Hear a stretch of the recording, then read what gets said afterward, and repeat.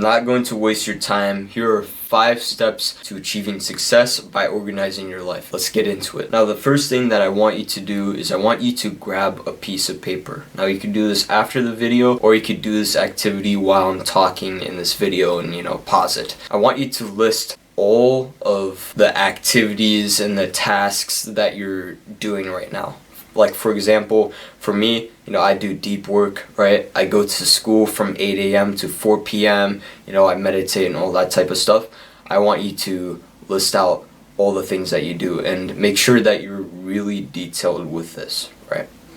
And then after you listed out all of those things, I want you to eliminate all the ones that are deemed unnecessary or are bad habits. So like, for example, maybe it's like playing video games or spending time with your low quality friends or maybe going out to parties.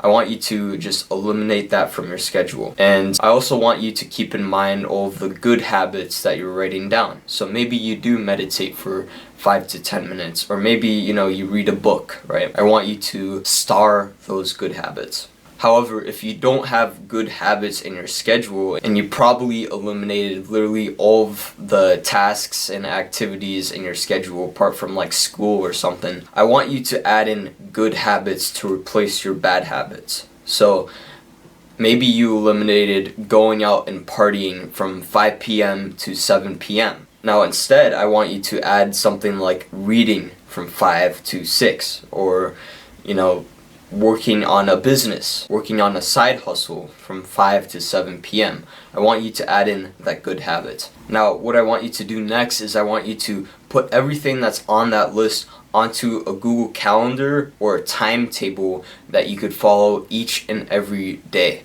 Now, I want you to follow this schedule like it's a strict military routine, like your life depends on it. So we could be really organized with this and we could max out your productivity with this schedule. Now, I also want you to add in a eat the frog activity into your schedule. Now, you're not actually eating a frog, you're setting time aside to do something challenging. For example, my eating the frog task is working on my business. This is the most challenging part of my day. For you, it could be maybe studying for your college exams or, working on your essay. Like me, I want you to schedule in a time in that Google Calendar to work on your Eat the Frog activity. I recommend scheduling this in the morning hours rather than in the afternoon and the evening, so you could max out your productivity. And I also recommend you do something mentally demanding rather than physically demanding for your Eat the Frog task.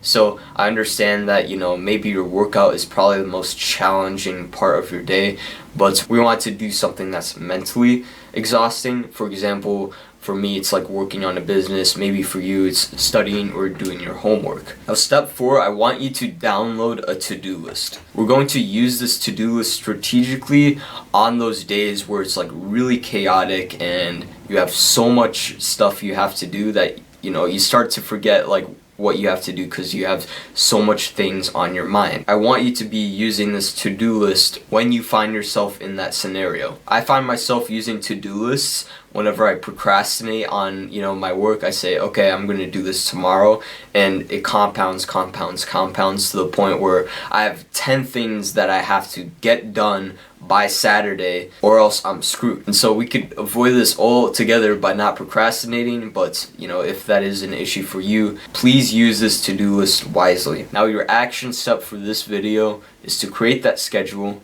right? And I also want you to download a to-do list app. It could be Apple Notes, and I use Tweak. There's a whole bunch of to-do list apps out there. If you want more content that keeps you engaged right till the end, please make sure to hit the subscribe button. Thank you very much.